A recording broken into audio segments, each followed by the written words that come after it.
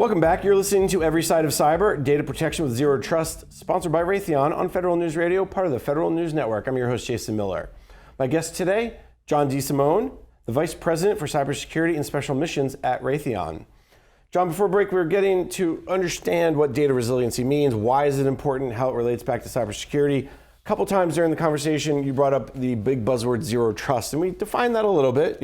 Not a magic bullet, a framework that things fit underneath. And in fact, a lot of agencies are already moving toward Zero Trust. Talk a little bit about what you're seeing from agency customers as it relates to moving toward Zero Trust and, of course, data resiliency. Sure. Zero Trust, obviously, that's an approach. It's not a magic bullet pill software that you're going to buy, but it's an approach in which you're taking to validate the need to actually access data as you walk through your daily operations, as your users go through your enterprise. So tools that are already in place today, like data loss prevention tools, other type of root of trust tools, sensors that are in there monitoring your environment, all still have to be there and apply, and they would feed data. We talked about in the earlier segment, kind of dynamic data decision making. So the more data and more information that you can flow at each event as users authenticate through the system or actions are taken in your enterprise to make a decision where they should or should not have access, the better off your security is going to be. So it's Zero Trust is the approach to take all these feeds and to provide a orchestration like a data orchestration, but even at a higher level. Now you're at a command and control layer orchestration to allow system administrators to determine whether things and events in the system should occur or should not occur. That's a very important point you make about current technologies you have today fit underneath that Zero Trust architecture. Do you think agencies are understanding that? I don't think I've heard anyone say, well, I'm going to buy something new now, but I think sometimes vendors, not to pick on Raytheon or anyone else, but sometimes vendors will say, well, you need this for Zero Trust, whatever this is.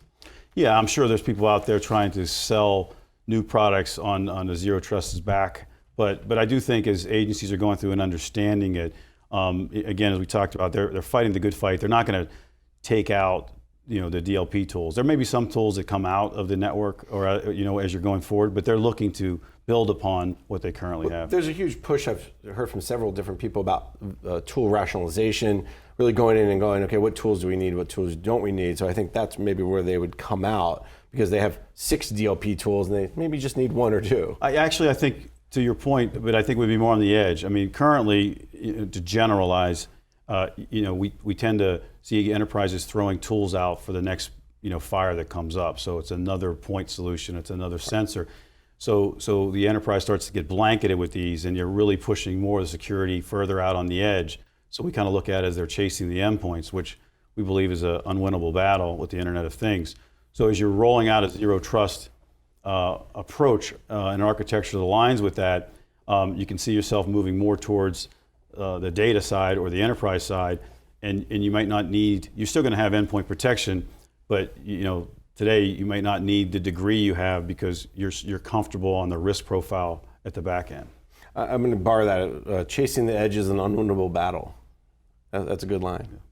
Because I think that is the piece that agencies are starting to understand, that it's not just protecting the endpoints, protecting the data, and that's why this resiliency conversation I think becomes more important, because as you collect data, as users are out and about, whether they're using their smartphone or laptop or whatever, they are coming to that realization that it's not about, okay, is the device protected, but is the data on the device protected? And that's why I think Zero Trust is gaining so much momentum as well, for the same realization. As you have those discussions with customers, do you see them talking about protecting the data versus protecting the endpoint? Well, I think they're getting to the data, but what I'd say, like the way you walked it down, so one of the other reasons it's gaining momentum is, you're trying to secure the endpoints, but then you look at it, and as statistics will show you, a lot of the breaches occur from a unwarranted click, right? So either you have bad actors, you have mistakes being made, but it's end users doing something. So even though you may protect the endpoint, you need to understand the activities that's occurring, and that's why Zero Trust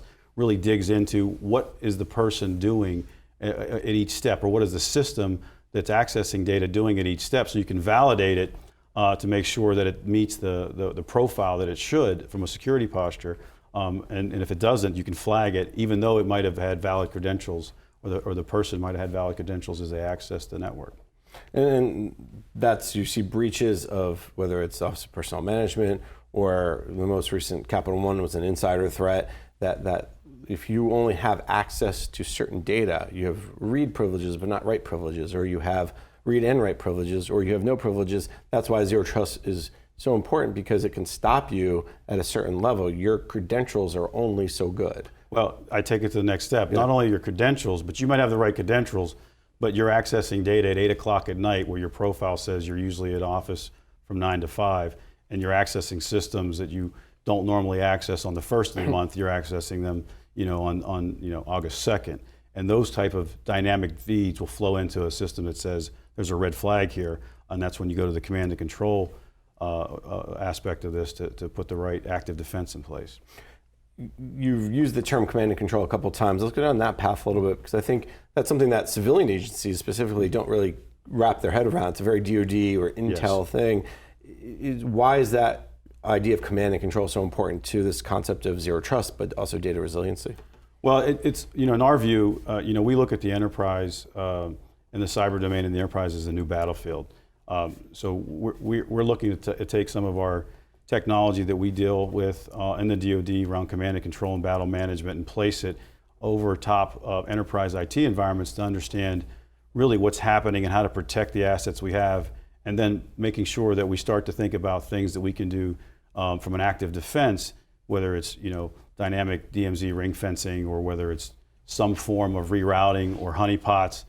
So as we see actions come across the network that we're not sure of, we can take the appropriate response versus the current way of alerting and then putting a team on it, where you tend to always be looking after the fact and try to get more of a real-time defense. You bring up honeypots. There's a great example of Sandia National Labs for the Energy Department putting together a dynamic honeypot. It's a great story. I'm not sure if you're familiar with it, but it's something they're doing that they've been testing, and where the honeypot changes. So it's not just, you're in, but it's being updated with fake data and fake systems every day. That's one of those emerging technologies. We see a lot around AI, artificial intelligence, machine learning. Is that the kind of the next level for Zero Trust? Let's add these capabilities. So again, you can learn as you go. You can make dynamic changes as attacks or threats appear.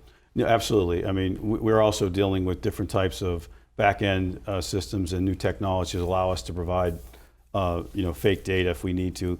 And if you look at what I just talked about and how the information is flowing, you're going to have more and more information, more data coming into these command and control environments. You're going to need AI/ML to help make quick decisions, because you're going to overwhelm a human operator trying to make heads or tails of what they're seeing. So the AI/ML, but AI and ML, it's a great concept. Everybody's bought in, but it's really, data drives AI/ML. So you have to make sure that we have the right feeds coming in, and we're able to provide those ML engines the right information to make decisions. Where do you see agencies today as they are trying to start applying? You see a lot of pilots, a lot of proof of concepts from a cybersecurity data resiliency perspective when it comes to AI and ML? Not as much pilots in proof of concept as I'd like. Definitely a lot of planning, right? A lot of planning. Definitely a lot of trying to understand the problem, and and it's a great question. I think a lot of the enterprises, a lot of the agencies are saying, well, rightfully so, they got to, what is their data posture in general? So before I can put a resiliency pilot or project in place, or go to an orchestration platform, do I have really good hygiene on what I currently have? Do I know where all my data is? Is it indexed? Can I access it? Can I search it across? And I think as they're looking at data resiliency, they're starting to figure out how to just do good data collection and hygiene first, which you'd need to do, and I would agree with that.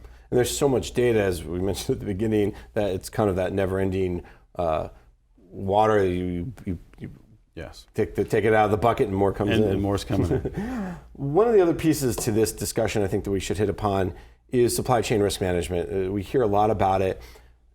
If you're going to protect your data, you have to know what technologies are touching your data, what applications, what hardware. Where does supply chain fit into this discussion, not just Zero Trust, but more broadly? Well, I mean, obviously everything we're talking about can help secure the supply chain. The supply chain becomes complicated as you have handoffs across from one company to another, right? Because obviously within your own control, everything we talked about applies in data resiliency. So it's going to take tools like this and an architectural approach, but it's going to take cooperation, some form of guidance around how contractors like Raytheon and others share information across, government classified information across these programs together in a consistent manner and provide that protection downstream. And obviously for small vendors as well. So it can't be something that we do that causes such a cost that we have a lot of our small contractors can't bear it. But the tools will apply. It's just a matter of what the process looks like to get everybody on board. We're seeing some action from the Homeland Security Department, from the Office of Federal Procurement Policy around acquisition and supply chain. Are you starting to see some different conversations around supply chain when it comes back to cybersecurity and data resiliency, whether it's with your customers or in RFPs that you guys are responding to?